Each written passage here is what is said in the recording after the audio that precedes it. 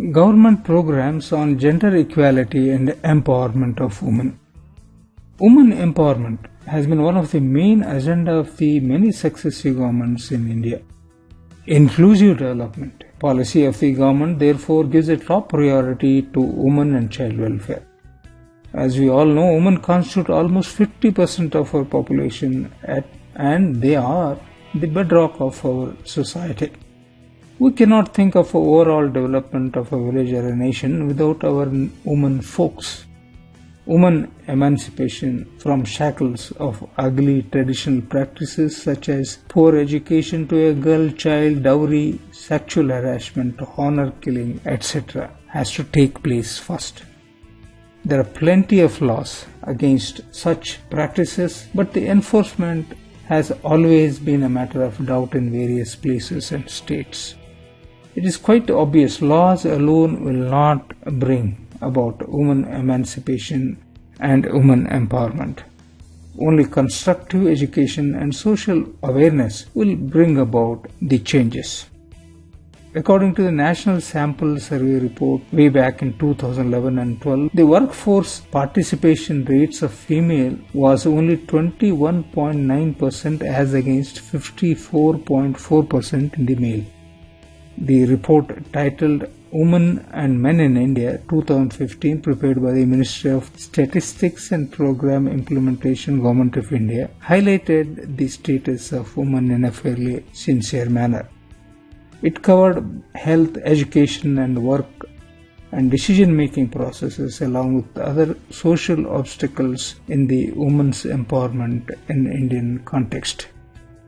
As said before, the various governments have attempted to introduce many schemes and programs to bring about gender equality and empowerment of women and thus achieve a higher socio-economic status of women in particular and for the country as a whole.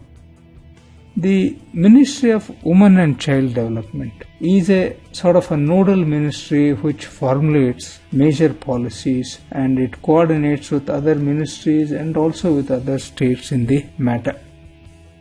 It also takes up administering many important schemes for gender equality, socio-economic development and empowerment of women. There are many important schemes and programs undertaken by the central government and there are also relevant central acts in force. Let us take a look at them. One of the most important schemes is Swadhar and short stay homes which provide a relief and rehabilitation to destitute women and women in distress.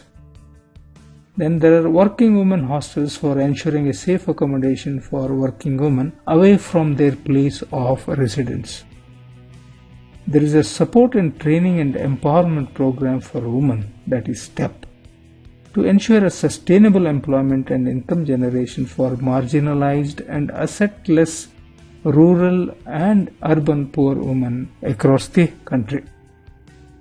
Then comes the Rashtriya Mahila Kosh, which aims to provide a microfinance services to bring about a socio-economic upliftment of poor women. The National Mission for Empowerment of Women aims to strengthen the overall processes that promote all-round development of women.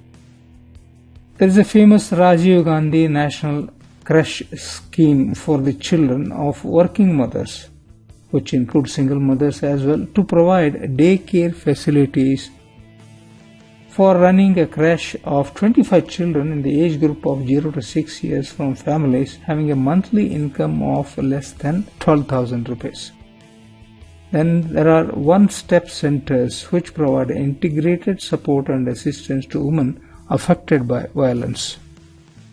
There is a scheme of universalization of Women Helpline which is intended to provide 24 hours immediate and emergency response to women who are affected by violence. Sabla scheme is a holistic development of adolescent girls in the age group of 11 to 18 years. In order to strengthen the process of gender budgeting, the Ministry of Women and Child Development has been undertaking various capacity building measures for the officials of state governments by organizing training programs and workshops regularly. In order to improve employability, a separate Ministry of Skill Development and Entrepreneurship has been created. Then there is the Equal Remuneration Act, which provides for a payment of equal remuneration to men and women workers for the same work of similar nature without any discrimination. In order to ensure social security to the workers, including women in the unorganized sector, the government has enacted the Unorganized Workers Social Security Act of 2008.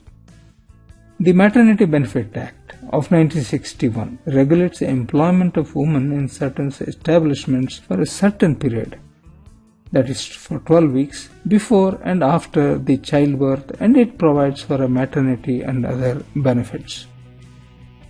Then there is a Indira Gandhi Matritva Sahyoga Yojana, and the scheme is being implemented as a conditional maternity benefit for pregnant and lactating women to improve health and nutrition status for a better enabling environment.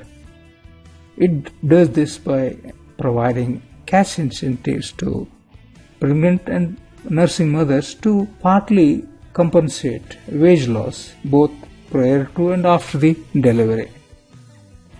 Then there is a Sexual Harassment of Women at Workplace Act, that is Prevention and Prohibition Redressal Act of 2013, that has been enacted, which covers all women and